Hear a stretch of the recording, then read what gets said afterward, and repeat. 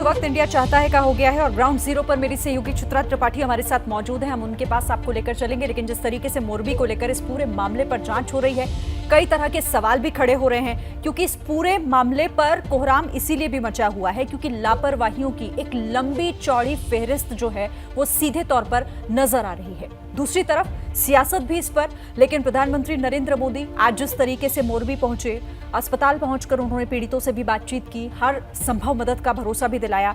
जिस तरह से लगातार चाहे राज्य की सरकार हो या फिर केंद्र की सरकार हो, इस पूरे मामले पर लगातार काफी एक्टिव मोड में नजर आ रही है और इसीलिए कई महत्वपूर्ण बातें यहां पर हो जाती हैं, जिनके लिए हम सीधे आपको ग्राउंड जीरो लिए चलते हैं मेरी सहयोगी चित्रा त्रिपाठी के पास।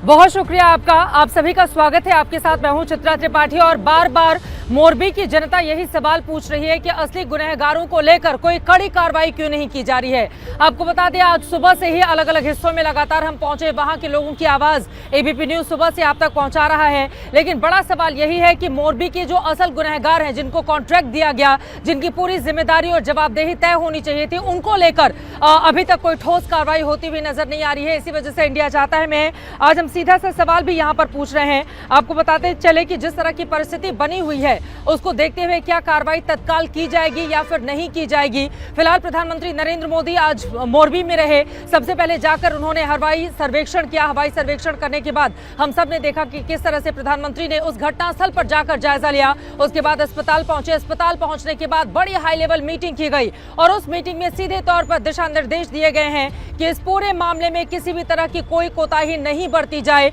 और जो भी गुनहगार हो उसको सख्त से सख्त सजा मिले। लेकिन दूसरी तरफ विपक्ष सरकार के रुख को लेकर लगातार हमलावर है। बहुत सारे सवाल ऐसे पूछे जा रहे हैं। उन सवालों को बताती हुई हमारी ये रिपोर्ट देखिए, जिसके बाद आपको समझ में आएगा कि मोरबी की जनता सरकार से क्या चाहती है और सियासतदान इस पूरे मामले में सियासत करने में कैसे उलझे हुए हैं।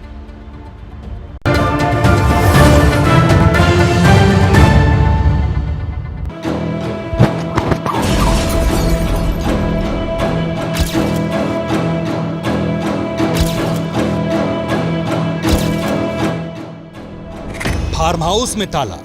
ओरेवा फार्म पर पहुंचे हैं तो यहाँ पर गेट तो पूरी तरह से बंद नजर आ रहा है। यहाँ पर कोई नजर नहीं आ रहा है। इस वक्त ताला लगा हुआ है।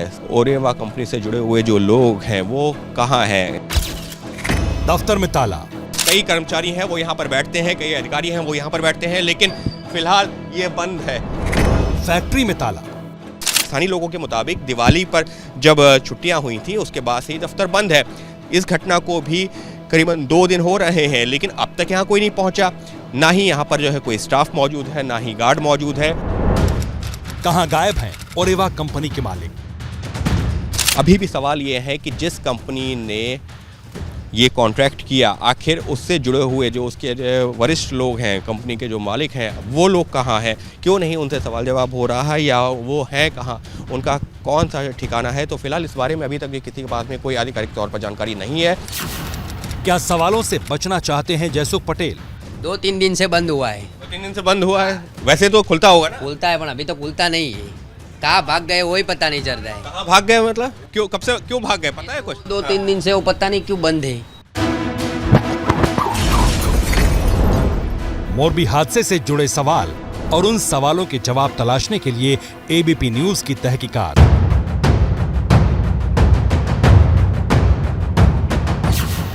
एक 130 से ज्यादा लोगों की असमय मौत की वजह बना मोरबी का झूलता पुल, जिसके मेंटेनेंस की जिम्मेदारी ओरेवा कंपनी की थी। दिवाली के दूसरे दिन यानी गुजराती नए साल के दिन ब्रिज को शुरू करने से पहले ओरेवा के मालिक जयसुख पटेल ने क्या दावा किया था, उसका ये एक्सक्लूसिव वीडियो एबीपी न्यूज के पास है। पहले सुनिए जयसुख पटेल ने कहा क्या। સમય શું રહેશે આજે ઝૂલતા પુલ આવવા માટે? આ ઉપરાંત જે અત્યારે જે રિનોવેશન કર્યું છે એ કેટલા વર્ષ સુધી ટકી શકે એમ છે? આ જે રિનોવેશન કરેલું છે એ અમારી દ્રષ્ટિએ જે રીતે અમે ટેકનિકલ સ્પેસિફિકેશન જે બધું છે એના મુજબ 8 થી 10 વર્ષ સુધી આ બ્રિજને કંઈ નહીં થઈ શકે, એટલે એ કોઈ પહેલું નથી। दावा 10 साल का था और ये पुल 5 दिन भी नहीं टिका। टिकाऊ पुल का दावा करने वाले जयसुख पटेल का नाम एफआईआर में नहीं है। पुल की कमाई ओरेवा कंपनी के खाते में है, लेकिन मालिक जयसुख पटेल पर कार्रवाई नहीं हुई। मैनेजर, ठेकेदार, टिकट बेचने वाले और सिक्योरिटी गार्ड गिरफ्तार हैं, लेकिन ओरेवा के मालिक आजाद। और पुलिस से जब सवाल पूछो तो जवाब वही गोलमोल। जो पूरी इन्वेस्टिगेशन के अंदर जिन लोगों का प्राथमिक तबक्के इनका रोल आया है उनको पुलिस ने अरेस्ट किया है। जिसकी जवाबदारी बनेगी उसके विरुद्ध में पुलिस द्वारा भविष्य के अंदर जैसे जैसे स्टेटमेंट आएंगे, एविडेंस इकट्ठे होंगे, पुलिस द्वारा पकड़ा लिया जाएगा। सवाल यह है, क्या पुलिस रसूखदार लोगों को बचा रही है? किसके इशारे पर ओरेवा के मालिकों पर कार्रवाई नहीं हुई? क्या पुलिस की जांच और कार्रवाई महज खानापूर्ति है? सवाल 130 से ज्यादा मौतों का है। राज्य के सीएम खुद घटनास्थल पर गए, राज्य के गृह मंत्री वहां डेरा डाले रहे, लेकिन जब कार्रवाई की बात आई तो ऐसी लापरवाही क्यों? एबीपी न्यूज संवाददाता जब ओरेवा कंपनी की मिनी फैक्ट्री पर पहुंचे तो वहां उन्होंने जो देखा वो संदेह पैदा करने वाला है। ओरेवा वो कंपनी जिसके पास जिम्मेदारी थी मोरबी में जो पुल है उसके मेंटेनेंस की, उसका जो काम था वो इसी कंपनी ने किया था।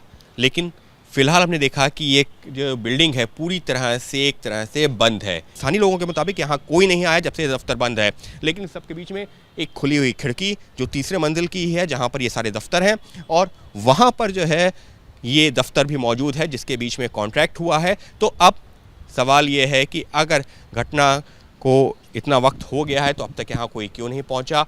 कहीं ऐसा तो नहीं कि सबके बीच में जो दस्तावेज हैं, अहम दस्तावेज हैं, उनसे छेड़छाड़ कर दी जाए, उनको नुकसान पहुँचाया जाए? सवाल कई हैं, लेकिन एबीपी न्यूज़ ये सवाल क्यों उठा रहा है? वो इस वजह से क्योंकि कई परिवारों ने अपनों को खोया है।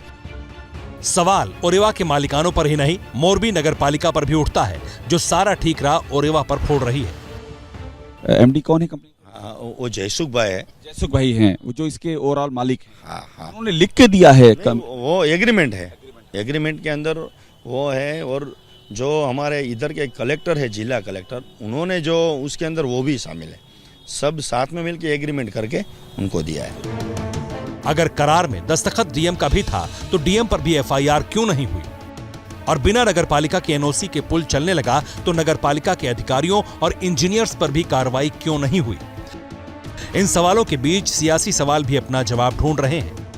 150 लोगों की एक डेथ इतने बड़े भ्रष्टाचार की वजह से हो जाए तो उस राज्य के मुख्यमंत्री को मुख्यमंत्री बने रहने का कोई नैतिक अधिकार नहीं है।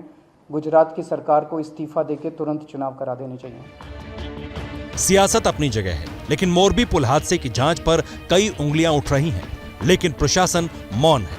मोरबी से अभिषेक उपाध्याय, चित्रा त्रिपाठी के साथ अहमदाबाद से अंकित गुप्ता की रिपोर्ट। जैसे ही घड़ी का काटा दोपहर 2:30 पे आए, बबीता जी का दिल सास बहू साजिश के लिए मचल जाए।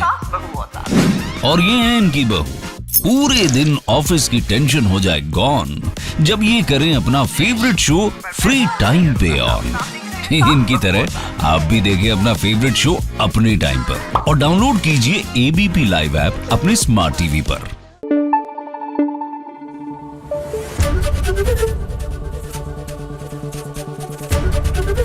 एबीपी न्यूज आपको रखे आगे।